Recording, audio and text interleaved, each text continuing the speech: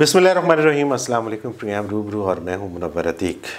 नाज़रीन मोहतरम, आज हम बात करेंगे कि रमज़ान शरीफ की आमद है और रमज़ान शरीफ ये पहला रमज़ान शरीफ है कि जिस रमज़ान शरीफ में हम कोरोना जैसे वायरस के बहरान से गुज़र कर रमज़ान शरीफ की इबादत भी करेंगे, सैर व अफ्तार भी करेंगे।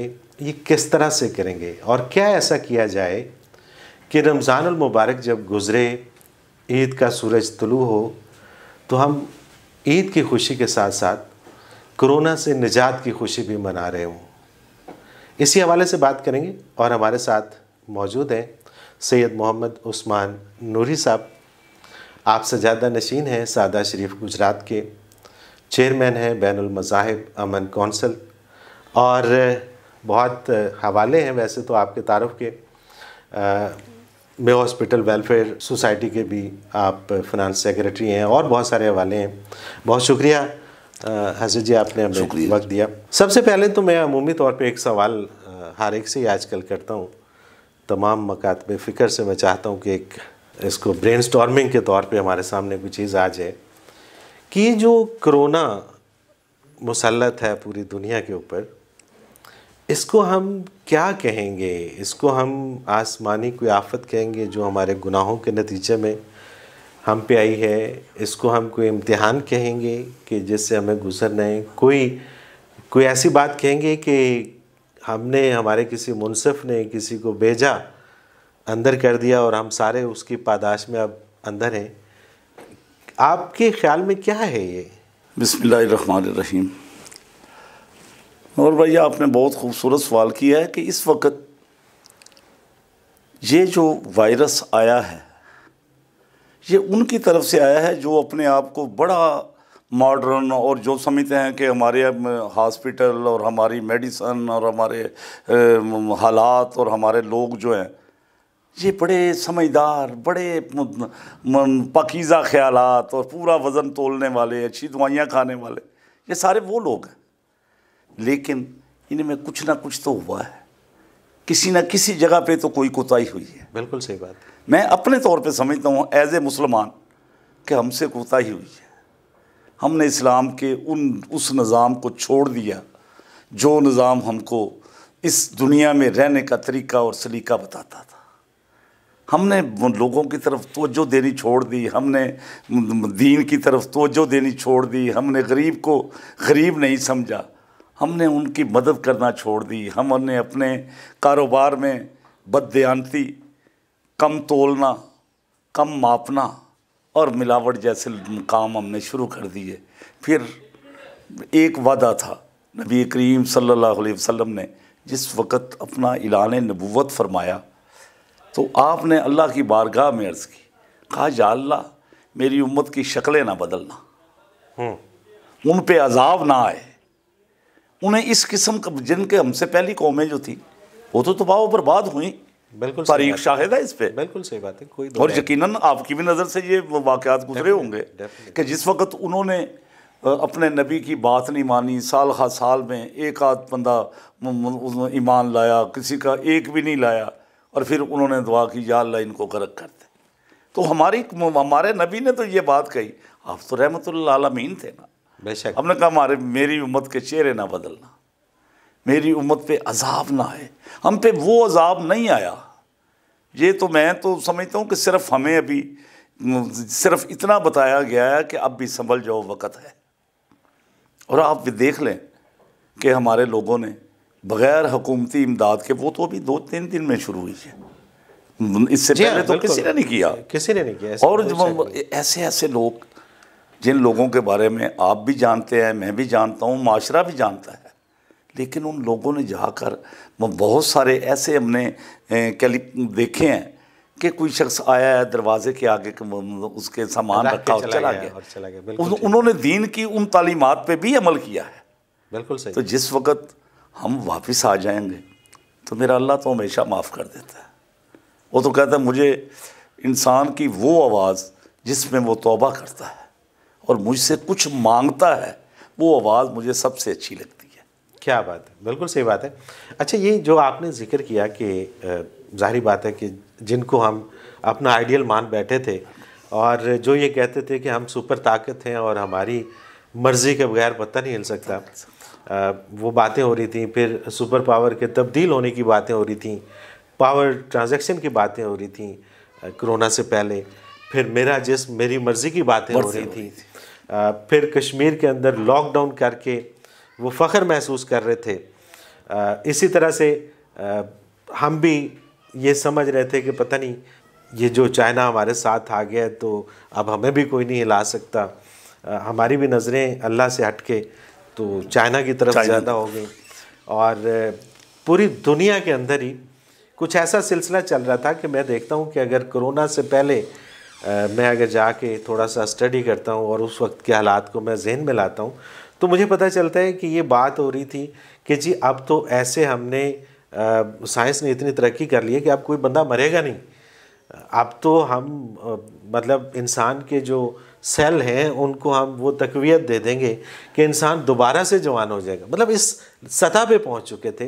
तो मुझे फिर वो ख्याल आता है कि जब भी कौमें इस हद तक तरक्की कर जाती हैं तो फिर एक झटका ज़रूर आता है कि जिसमें वो रब्बुल इज़्ज़त वो ज़ात बताती है कि नहीं तुम अभी भी कुछ नहीं, मैं हूँ, अभी भी मैं हूँ।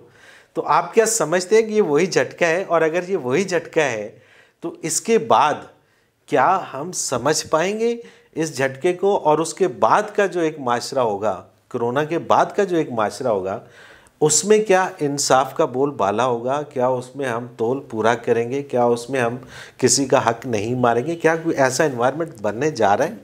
देखें, आपने जिस तरफ इशारा किया, अब आप देखें रमज़ानुल मुबारक में रोज़ा हमें ये बात बताता है कि भूख की अहमियत क्या है। बेशक सारा दिन भूखे रह के बग़ैर किसी ऐसी पाबंदी के जिसका किसी को नज़र नहीं आता, कोई हर बंदा ये समझता है अल्लाह देख रहा है मैं अंदर तो खा लूँगा, लेकिन वो नहीं खाता। शाम को जिस वक्त वो अफ्तारी करता है तो उसका उस वक़्त क्या ज़हन होता है, क्या सोच होती है, सारे दिन की भूख के बाद वो खाने का मज़ा क्या होता है। बेशक ये और इसी के साथ जिस तरफ आपने कश्मीर की तरफ इशारा किया, इतने दिन से वो लोग, कितने दिन हो गए उनको अंदर कैद किए हुए, कर्फ्यू लगा हुआ है, बाहर नहीं निकल सकते। कैसे किस तरह वो खाना कैसे खाते होंगे यार, कैसे वो मेडिसिन कैसे लेते होंगे, कहीं से वो पढ़ने के लिए नहीं जा सकते, किसी को मिलने के लिए नहीं जा सकते। वो सब कुछ उन पे हो रहा था और दुनिया के कान पे और पूरी दुनिया खामोश थी, सारे खामोश थे। इनके कान पे जूं तक नहीं रेंगी कि ये भी कुछ है। आज वो जो कहते थे जिनकी तरफ पहले आ गया कि सुपर पावर, अच्छा हमें कोई देख नहीं सकता, हमें कोई हमारी तरफ इशारा नहीं कर सकता, आज कहाँ पर हैं वो? आज तो चाइना का सदर भी जाके मस्जिद में मुसलमानों के साथ बैठ के दुआ मांगता है। बेबस हो गए, वो समझते हैं ना। लेकिन उसने बताया कि एक ज़ात ऐसी है जो सबसे बड़ी है और सुपर पावर उसी को कहते हैं। बिल्कुल ठीक बात। ये सुपर पावर कहाँ गई है? इस वक्त सबसे ज़्यादा अमवात तो अमेरिका में हो रही हैं, जी हाँ, जिसका माशरा बड़ा बुलंद माशरा है। सबसे ज़्यादा अमवात तो बरतानिया में हो रही हैं, इटली में हो रही हैं। ये कौन से मुबालक हैं? ये तो हमारे पास तो है ही कुछ नहीं। अभी मतलब है कि हमारे वज़ीर आज़म ने बताया कि जी वहाँ तो 200 अरब उधर उन्होंने पैकेज दे दिया जी, उसने 2000 अरब का पैकेज दे दिया जी, और हम तो हमने 8 अरब तो 2000 अरब डॉलर दिए और 8 अरब में भी। लेकिन अभी मुझे समझ नहीं आ रही कि जिस वक्त ये बात सुनने को आती है कि उसमें से भी कुछ लोग ऐसे हैं कि जो वो एक माइनर सी रकम है वो भी नहीं दे रहे। इसी पे मैं आ रहा था, मेरा सवाल बेसिकली यही था कि जब ये सारा कुछ इल्म में है और ये पता है, इससे पहले भी जाहिर बात है कि अमवात तो मौत तो बरहक जी, वो तो आती है, कुल्लू नफ्सिन ज़ाइक़ा तो आना ही है। जी हाँ। ऐसी क्या बात होगी कि कोरोना से अब कोई मौत लाजमी होगी? नहीं, कोरोना से भी लोग बच रहे हैं, रोजाना बच भी रहे हैं। जी हाँ, बच भी रहे हैं, और जो मौत है उसने तो आना है। तो ये तो पहले भी हमारा यकीन है कि मौत ने आना है। अब ये मौत मंडलाती जब नज़र आ रही है तो हमें लग रहा है कि पता नहीं कोई बहरान आ गया, नो डाउट कि इसमें एक दूसरे से ट्रांसफ़र हो रही है, मौत ट्रांसफ़र हो रही है। इस दौर में भी कि जब ये सारी चीज़ें हमें पहले ज़ाहिरन नज़र इस तरह से शायद नहीं आ रही थी, या हमारे सोचने का अंदाज़ शायद वो नहीं था, अब तो नज़र आ रहा है। तो इसके बावजूद अगर कोई मिलावट करता है, इसके बावजूद अगर किसी का हक उस तक नहीं पहुंचता है, तो फिर उसके लिए क्या सज़ा है? मैं ये समझता हूँ कि फिर उसे अल्लाह के पकड़ से कोई नहीं बचा सकता। हम कैसे लोग हैं। लेकिन इसके साथ साथ मैं उन लोगों को भी देख रहा हूँ कि एक बिल्कुल मस्कीन आदमी है, उसके पास एक वक्त का खाना शायद होगा, 2 वक्त का खाना होगा, लेकिन वो कहता है कि 1 वक्त का खाना मैं अपने हमसाये को साथ शरीक कर दूँ। वो उन लोगों को भी नज़रअंदाज नहीं किया जा सकता कि जिन लोगों ने इस वक्त 2-2 हज़ार 4-4 हज़ार आदमियों को, 5-5 हज़ार लोग घरों को राशन पहुँचाया है, बग़ैर किसी को बताए हुए, बग़ैर किसी को उसकी तस्वीर उतारे हुए। ये भी तो बड़ा जुल्म है ना। यानी कि वो बंदा क्या अजर देगा जिस वक्त वो कहता है ना क़यामत के दिन मैं पेश हो जाऊंगा, और जिस वक्त मैं अल्लाह की बारगाह में पेश होऊंगा मैं कहूँगा मैंने बड़ी सखावत की है, तो उस वक्त आवाज़ आएगी तूने सखावत की थी कि मेरा टीवी पे मेरी तस्वीर चल जाए, तूने सखावत की थी कि लोग मुझे सखी कहें, लोगों ने सखी कह दिया, तस्वीर चल गई, तुझे उसका अजर मिल गया। अब यहाँ से कौन सा अजर ले? अल्लाह अकबर। वो अजर उस तरह ही मिलना है बिल्कुल सही, जिस तरह उसे देने का हुक्म है। आज देखें ना, मसाजिद की तरफ लोग तवज्जो नहीं कर रहे थे, अब हम मना कर रहे हैं कि मसाजिद में ना आए, और लोग लड़ रहे हैं, झगड़े हो रहे हैं कि जी हमने मसाजिद में दाखिल क्यों नहीं होने दिया जा रहा। ये भी लोग उसी सफ़ में आ जाएंगे। हालांकि इसमें देखा ना, पहले शुरू में यही पता चला जी ज़ायरीन आए, कुछ मतलब है कि तबलीगी जमात के अफराद आए, उनमें से वो एक ये मामला जो बड़ा भी उन्हीं लोगों से कि जो लोग तो ये लोग नहीं थे। लेकिन ये कैसे लोग, वो भी कितने बेवकूफ़ लोग हैं। मैं मसलक की बात नहीं करता, लेकिन मुझे अगर ये पता है कि मेरी वजह से किसी का नुकसान हो रहा है, तो मेरा दीन तो इतना अजीम दीन है कि नबी करीम सल्लल्लाहु अलैहि वसल्लम ने फ़तह फ़लस्तीन के मौके पर जिस वक्त तमाम चले गए वहाँ पे, सैयदना उमर फ़ारूक उस वक्त खलीफातुल मुस्लिमीन थे, तो हुक्म जारी फरमाया, कहा कि जिस वक्त उस शहर में दाखिल हो जाओ, किसी बच्चे को तंग नहीं करना, किसी औरत को कुछ नहीं कहना, जो हाथ उठा दे अपने घर में चला जाए उसे कुछ नहीं कहना, इवन के जो दरख्त फलदार हो या सायादार हो उस दरख्त को भी नहीं काटना। यार जो दीन दरख्त काटने की इजाज़त नहीं देता, वो कभी बंदे मारने की इजाज़त देता है? सवाल ही पैदा नहीं होता। यानी कि हमें तो उसमें इतनी एहतियात करनी चाहिए कि अगर मेरी तरफ से, यानी कि एक बंदा प्याज खाता है, ये तो बड़ा मशहूर सरकार का फरमान है कि अगर उससे उसके साथ वाले को तकलीफ़ होती है, उसकी बू से वो परेशान होता है, तो आप प्याज खा के मस्जिद में मत जाओ।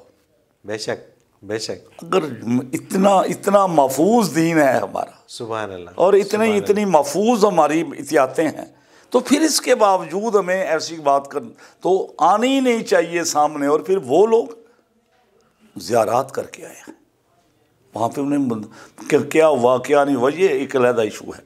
एक बंदा दीन की बात बताने जा रहा है और वही सब को बीमारी फैला रहा है।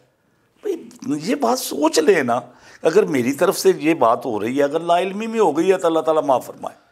अच्छा, मेरा ख्याल है कि इसमें ज़्यादातर लाइल्मी का ही उनसर पाया ये कहा जा सकता है, क्योंकि अगर आज भी आप टीवी ना देखें और 2-3 दिन आप टीवी ना देखें तो आपको पता नहीं चलता कि पाकिस्तान में, फिर बाहर निकलेंगे तो पता चलेगा यार ये बेरौनकी क्यों है, लोग क्यों सड़कों पे नहीं है। तो फिर किसी से पूछेंगे तो कोई बताएगा कि यहाँ कोरोना आया हुआ है, इस वजह से जो है ना सारे लोग घरों में कैद हैं। अदरवाइज़ टीवी जब देखते हैं तो फिर पता चलता है कि पता नहीं कोई बहुत बड़ी आफत आई हुई है और घर में रहना है। मुमकिन है कि वो लोग जो बाहर से आए, शायद ये कहा जा सकता है टीवी से, या वो इस अबलाग से वाकिफ़ उस वक्त इससे फेमिलियर नहीं होंगे, उस वक्त उनके सामने ये चीज़ें नहीं होंगी, तो वो अपनी रूटीन में, और उनको शायद बुरा भी लगता होगा कि उन्हें क्यों रोका जा रहा है, वो तो एक नेक मकसद से वापस आ रहे हैं। तो इसमें कोई नेग्लिजेंसी हो सकता है कि हमारे इदारों की भी हो। हाँ, मुझे इसमें तो ये बिल्कुल कहा जा सकता है, जिस वक्त वो लोग आए हैं बॉर्डर क्रॉस करके, उन्हें चेक क्यों नहीं किया गया। हाँ, अब लाहौर का वाक़या है, जो हमने आपके तवज्जो से ही सुना, मतलब मीडिया नहीं बताया ना जी, कि भाई एक आदमी इटली से आया और वो आकर वहाँ कैद हो गया मुंशियात के केस में, उसको ये वायरस था। हाँ, और उसकी वजह से 40-50 अब तो 60 तक वो तादाद पहुँच गई उसकी। तो मतलब कि उस वक़्त उस बंदे को जो उस वहाँ से आया था उसे किसी ने चेक करना था। चलें, ये तो ऐसी बातें कि जो पूरे मीडिया के ऊपर हो, सारी और चलती रहेंगी। हमारा जो आज का मौजू है, मुझे एक ब्रेक पे जाना, जब वापस आएंगे तो फिर अपने मौजू की तरफ आएंगे कि रमज़ान उल मुबारक की आमद है और रमज़ान शरीफ हमने इस दफ़ा कैसे गुजारना है, ये मेरा सवाल होगा आपसे। नाज़रीन मोहतरम, एक मुख्तसर कमर्शियल ब्रेक, हाजिर होते हैं, हमारे साथ रहिएगा।